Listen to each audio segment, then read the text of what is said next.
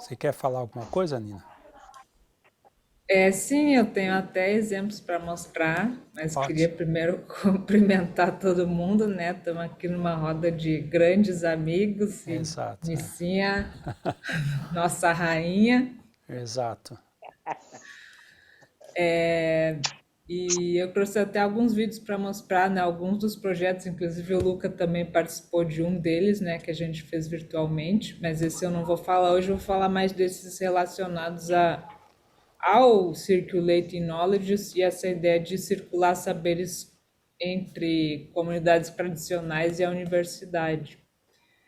Porque justamente quando o Mariano também estava na reunião de brainstorming de Toró de Palpite, junto com a Maria Rimena Alvarado Burbano, para a concepção desse projeto, que depois eu escrevi junto com a Maria Rimena, só que aí depois a Rimena acabou indo para a Colômbia ou para o Brasil, e a pandemia chegou, né? Então os planos mudaram, mas a minha primeira ideia, assim que eu cheguei no Brasil, era justamente implementar esse projeto de alguma forma junto, né, em parceria com Weimar aqui na Universidade Federal da Paraíba.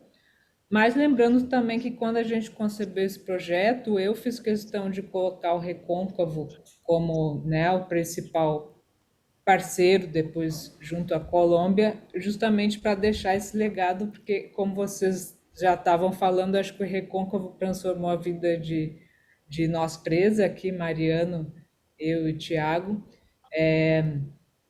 e o Recôncavo nos deu muitas coisas, então esse projeto também seria uma forma de retribuir, né, e fazer então esses saberes circularem, essa riqueza circular em âmbitos ainda maiores. Mas então eu vou mostrar o que que eu fiz. Iniciei aqui na Universidade Federal da Paraíba. Eu pensei nesse projeto aqui, que é um projeto de extensão na Universidade Federal da Paraíba, que é o Saberes em Roda. O nome também ele já, né? Ele Sim, nasce claro. pensado como um braço do Circulating Knowledge aqui na Paraíba.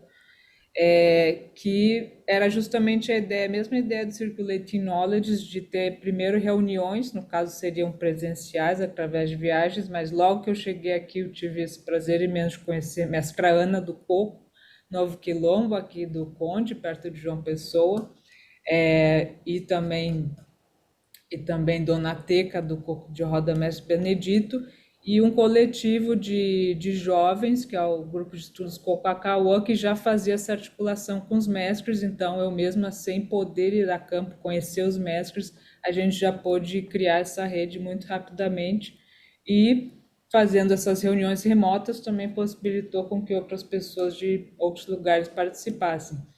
Então, a ideia era que a gente produzisse duas videoaulas, uma com mestre Ana do Coco, assim que a pandemia passasse, né? Naquela época, em maio do ano passado, a gente achava que a pandemia ia durar 2, 3 meses.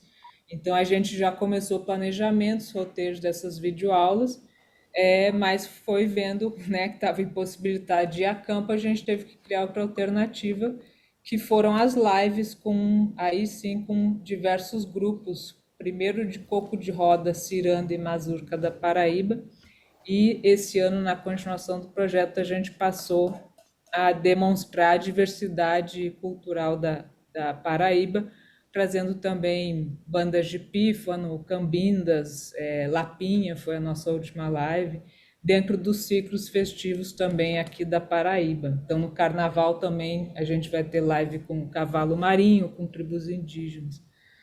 E aí eu queria mostrar rapidamente algumas dessas lives, que, claro, tem as limitações da qualidade audiovisual, né?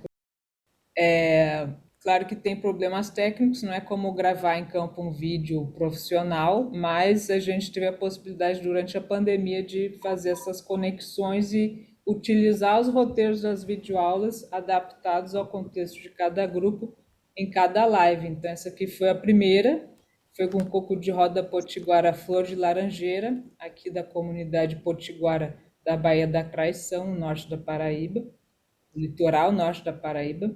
Vou mostrar um pedacinho.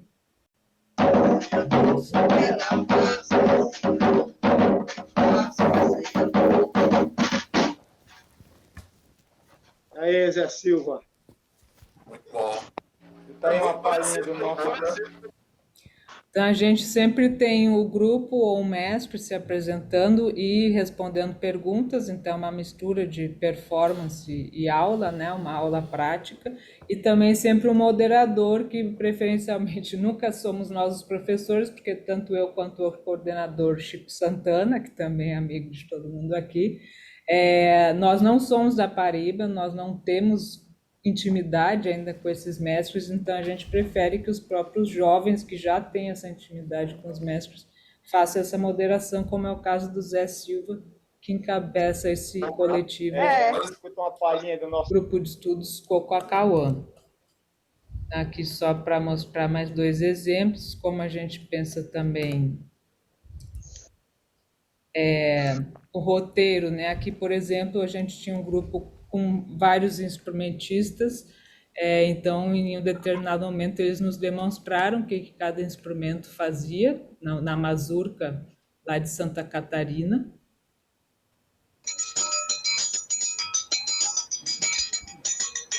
Seu João. Tá? O Zezinho eu era, o Zezinho eu sou. O Zezinho eu era, o Zezinho eu sou. Zezinho é um pato, subindo, adora do comer, ele come um capim, delaca, dois capim, delaca, três pedidos, amor. Zezinho era um pato, subindo de novo. Então, aqui depois eles demonstraram a dança também, mas dependendo de quem está participando e de como eles mesmos pensaram que eles gostariam de se apresentar, cada live foi bem diferente uma da outra. Então, por exemplo, já com a ciranda de Dona Edith, lá do Quilombo Caiana dos Crioulos, aqui no Agreste Paraibano, eles prepararam uma apresentação, já estava todo mundo com as roupas, inclusive estavam preparando também uma comida para depois da festa. Então foi muito mais uma apresentação onde eles mesmos se alegraram. Muitas vezes ela esquecia da gente e ficava na roda, que é essa senhora que está no meio. E isso era também muito enriquecedor, porque cada grupo ia então escolher a forma de se apresentar. Então, aqui, Dona Edith. Carneiro, quando se molha, bate o pé da bota no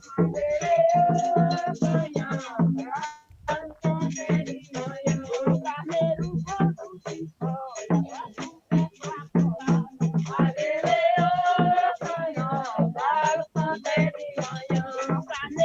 quando se molha, bate o pé da Então, esse aqui também como um exemplo de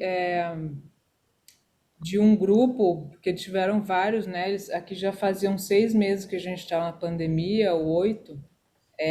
Um grupo que se emocionou muito por poder estar se apresentando mais uma vez, ainda que online, né? Mas porque, como um deles falou, eles achavam no meio da pandemia que talvez nunca mais pudessem brincar, nunca mais pudessem se apresentar. Então, foi em muitas ocasiões um momento muito especial também para os próprios mestres de poder estar se apresentando, poder estar fazendo sua brincadeira, né? Como fala aqui na Paraíba, são as brincadeiras, são essas tradições.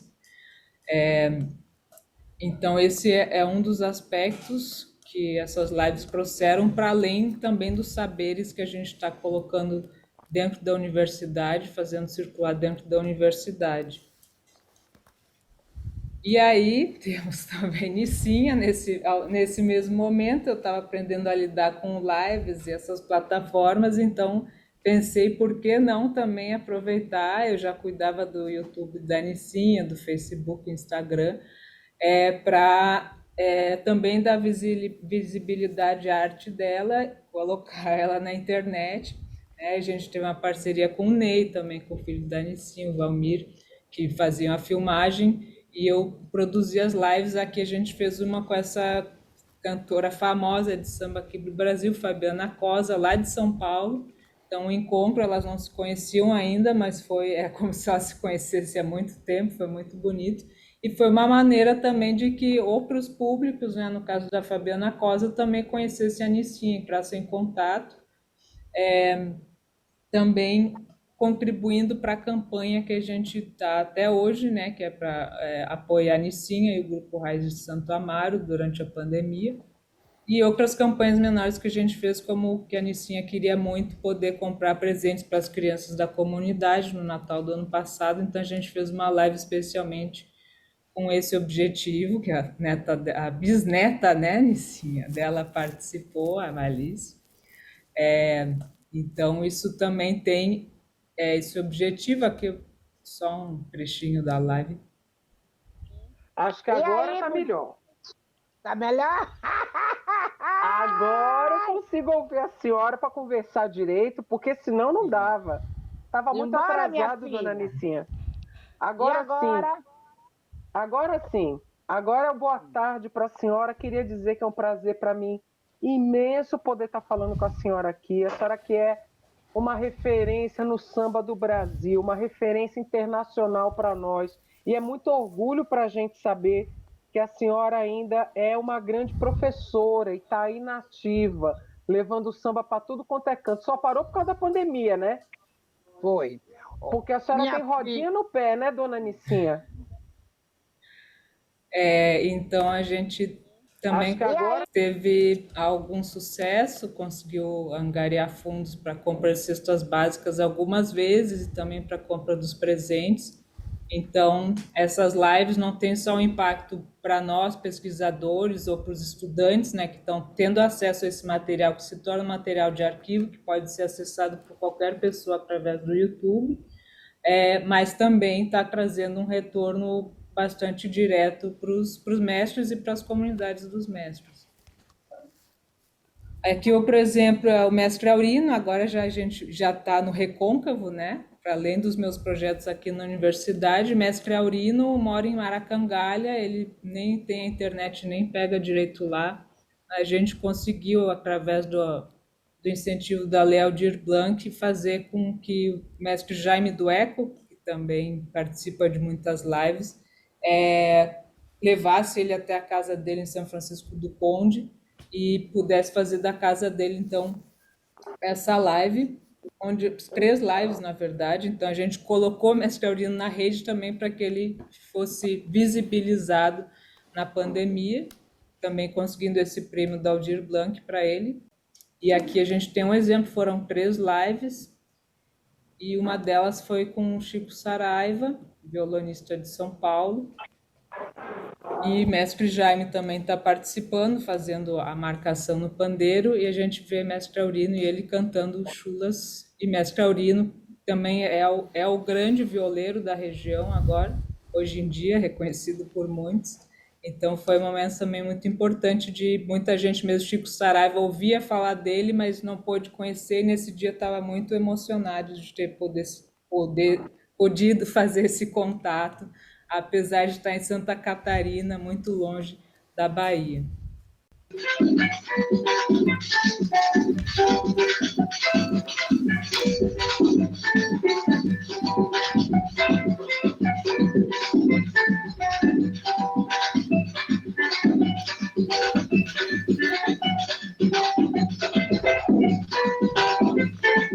Minha mãe levou, minha filha decidiu.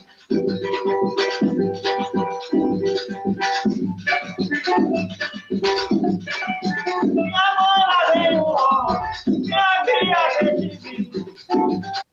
Então, só um último exemplo que eu quero mostrar, agora sim, do além das lives, e também foi possibilitado pela Lei Aldir Blanc, foi a produção de 2 videoaulas, tal como é imaginado para o projeto Circulating Knowledge, só que eu tive que dirigir elas à distância do mestre Celino, que é outro violeiro da viola machete no Recôncavo Baiano, são os 2 principais dos tempos mais antigos, que mantém essa tradição.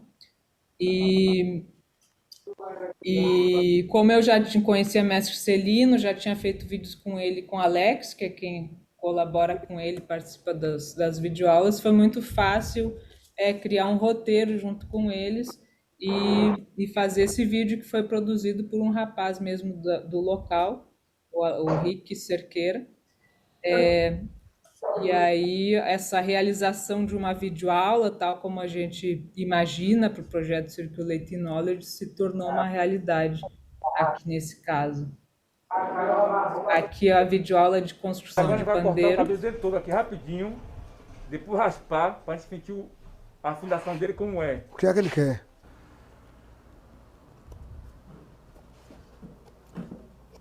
Então, eles demonstram como se constrói até hoje artesanalmente um pandeiro de samba, tudo com materiais artesanais, mostrando como se pode fazer com ferramentas como a serra elétrica e coisas mais modernas, mas também como que eles faziam antes de ter essas ferramentas. Chegamos à parte final do pandeiro, já encoramos todo, né, mestre? É, com Colocamos certeza. as brochas, pegamos a tesoura, abaixamos um pouquinho o cabelo. Cabelo. E a sequência agora é raspar, seja com a lâmina ou seja com um barbeador, bem amoroso. E aí, no fim, também Mestre Celino toca, né, uma videoaula não só da construção, mas também de toques do pandeiro no samba chula. E a outra videoaula é de toques da viola machete com Mestre Celino.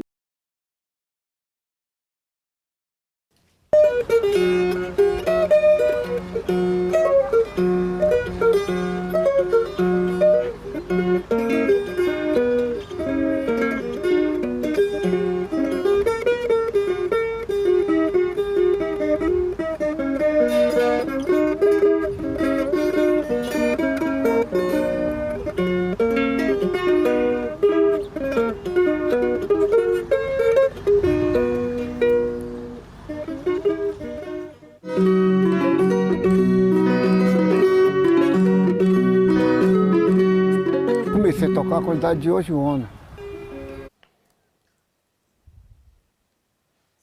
Então, no fim, mesmo à distância, durante a pandemia, com esse projeto, com essa lei da Aldir Blanc, foi possível produzir 2 videoaulas no Recôncavo Baiano, quase nos moldes do que a gente imagina para o projeto Circulating Knowledge.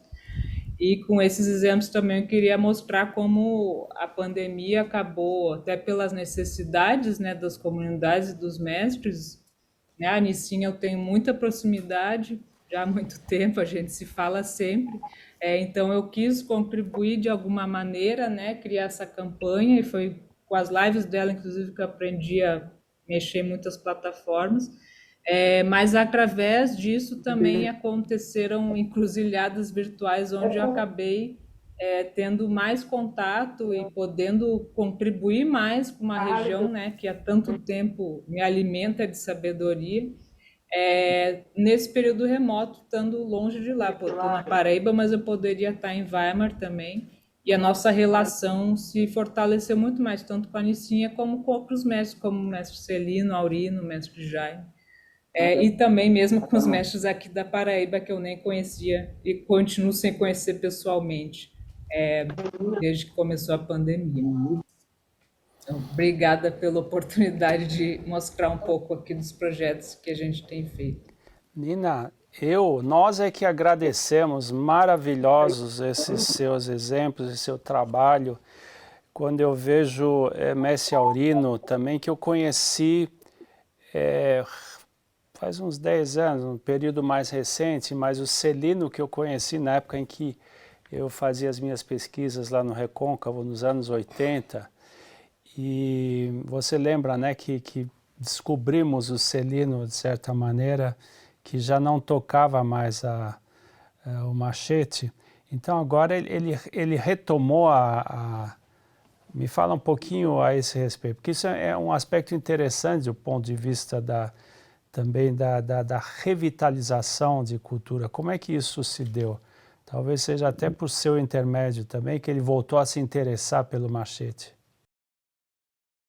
Isso porque eu fiz uma pesquisa anterior, o Tons de Machete, né, trazendo os vídeos do Tiago para o Recôncavo e mostrando isso para mestres mais antigos, e aí que eu conheci mestre Celino e mestre Aurino. Os dois ficaram sem tocar machete, tanto que eles não aparecem no dossiê de patrimônio do samba de roda, porque eles tocavam cavaquinho, outros instrumentos que não interessavam essa patrimonialização, mas eles tocavam outros instrumentos justamente porque eles não tinham, o machete deles estava quebrado, que é o caso de 2 machetes do seu Celino, feito por Clarindo dos Santos, que foi o último construtor e que faleceu em 1978.